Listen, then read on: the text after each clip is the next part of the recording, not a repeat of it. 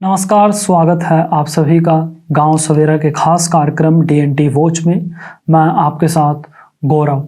DNT watch में आज बात सुल्ताना की, वह सुल्ताना जिसको विमुक्त घुमंतु समुदाय के लोग डाकू नहीं गरीबों का नायक मानते हैं।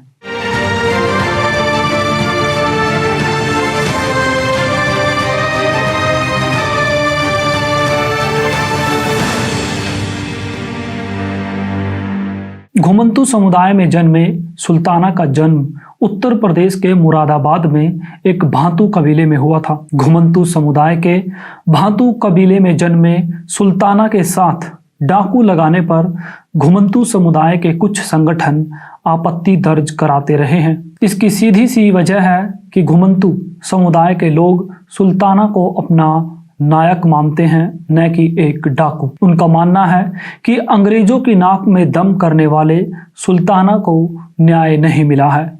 एक और अंग्रेजों के खिलाफ संघर्ष करने वाले लोगों को क्रांतिकारी कहा गया, वहीं दूसरी ओर सुल्ताना एक घुमंतु समुदाय से थे, इसलिए इतिहासकारों और मीडिया ने उनकी छवि एक डाकू के तौर पर पेश की है। सुल्ताना अंग्रेजों और उनके पिट्ठू जमींदारों से खजाना लूटकर गरीबों में बांट देते थे। इन गरीब लोगों का सुल्ताना को पूरा समर्थन था। ये लोग एक तरह से सुल्ताना के मुखबिर थे, जिसके चलते पुलिस के लिए सुल्ताना को पकड़ना मुश्किल था। उत्तर प्रदेश के बिजनौर से लेकर कुमायूं तक के अंग्रेज अधिकारियों और जमींदारों में सुल्ताना की दहशत थी। इन इलाकों में सुल्ताना का राज चलता था। कहा जाता है कि सुल्ताना वारदात को अंजाम देने से पहले डकैती की खबर पहुंचा देता था। चोरी के केस में पुलिस सुल्ताना को केवल एक बार गिरफ्तार करने में कामयाब हुई। इस केस में 4 साल की सजा काटने के बाद सुल्ताना जेल से रिहा हो गए। उत्तर प्रदेश में नजीबाबाद के जिस इलाके में सुल्ताना रहते थे, वहां के अमीर लोगों में सुल्ताना का खौफ था। उस समय नैनीताल और देहरादून को जाने वाला रास्ता नजीबाबाद से होकर गुजरता था। नजीबाबाद से होकर गुजरने वाला यह रास्ता गरीबों के लिए तो सुरक्षित था, लेकिन अंग्रेज अफसरों के लिए खौफ का रास्ता बन चुका था।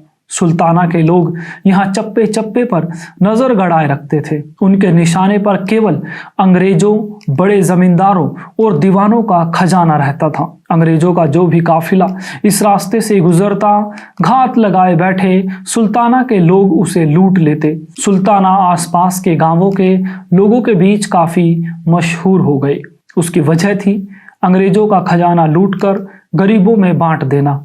अमीरों को लूटकर गरीबों की मदद करने की फितरत ने ही सुल्ताना को गरीबों का मसीहा और अंग्रेजों का दुश्मन बना दिया। सुल्ताना से अंग्रेजी हुकूमत इतनी तंग आ चुकी थी कि उसको पकड़ने के लिए ब्रिटेन से एक फ्रेंडी यंग नाम के अंग्रेज अधिकारी को बुलाया गया। फ्रेंडी यंग से पहले अपने दौर के लेखक और शिकारी रहे जिम कॉर्बेट भी सुल्ताना को पकड़ने के लिए पूरी जोर आजमाइश कर चुके थे, लेकिन जिम कॉर्बेट सुल्ताना को पकड़ने में कामयाब नहीं हुए। वहीं भारत आते ही अंग्रेज अधिकारी फ्रेंडी यंग और उसकी पूरी टीम सुल्ताना को पकड़ने के लिए जाल बुनने में जुट गई। इस बीच लंबी मशक्कत के बाद फ्रेंडी यंग को समझ आया कि सुल्ताना के न पकड़े जाने की वजह आसपास के आम लोग हैं, जो सुल्ताना के मुखबिर के तौर पर काम करते थे। वहीं पुलिस महकमे में भी सुल्ताना के मुखबिर थे, जो सुल्ताना को पहले ही सारी जानकारी पहुंचा देते थे। सुल्ताना को पकड़ने के लिए अंग्रेज अधिकारी फ्रेंडी यंग ने 300 सिपाहियों और 50 घुड़सवारों का स्पेशल दस्ता बनाया। पुलिस अधिकारी फ्रेंडी यंग ने सुल्ताना को पकड़ने के लिए कई छापेमारी की और कड़ी मशक्कत के बाद 14 दिसंबर 1923 को नजीबाबाद के जंगलों से सुल्ताना को गिरफ्तार करने में कामयाब रहा। सुल्ताना को गिरफ्तार करके हल्द्वानी की जेल में बंद कर दिया गया। आखिरकार 7 जुलाई 1924 को अंग्रेज अधिकारियों ने सुल्ताना और उनके 15 साथियों को एक साथ आगरा की जेल में फांसी पर लटका दिया। सुल्ताना को अंग्रेजों से इतनी चिढ़ थी कि वो अंग्रेजों के साथ काम करने वाले भारतीयों से भी नफरत करते थे। यही वजह थी कि सुल्ताना ने अपने कुत्ते का नाम राय बहादुर रखा था। अंग्रेजों के साथ वफादारी से काम करने वाले भारतीयों को अंग्रेज राय बहादुर की उपाधि दिया करते थे। जिम कॉर्बेट ने अपनी किताब में लिखा है कि जिस जमाने में सुल्ताना पर मुकदमा चलाया जा रहा था, उन दिनों सुल्ताना की दोस्ती उसी अंग्रेज अधिकारी से हो गई जो सुल्ताना की गिरफ्तारी की वजह बना था।